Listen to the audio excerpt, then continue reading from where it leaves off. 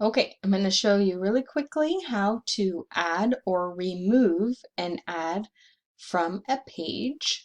So we will go here to accounts and then ads.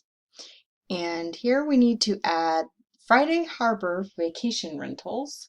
So I'm going to go here and click on Friday Harbor Vacation Rentals.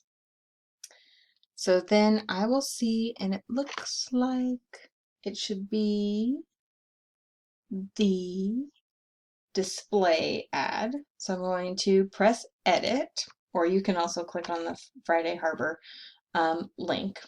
And then if you scroll down here, you'll see where it says pages.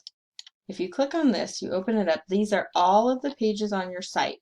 And so this is where you can check to add or remove it. So it is showing on the San Juan Island events, but it is not showing on the overall events. So I'm just going to click events and press save. And then it's there.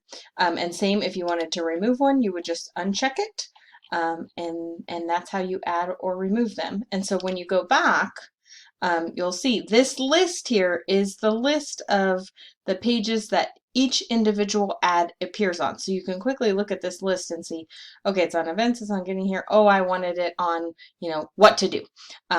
So you can quickly see where each one is located there.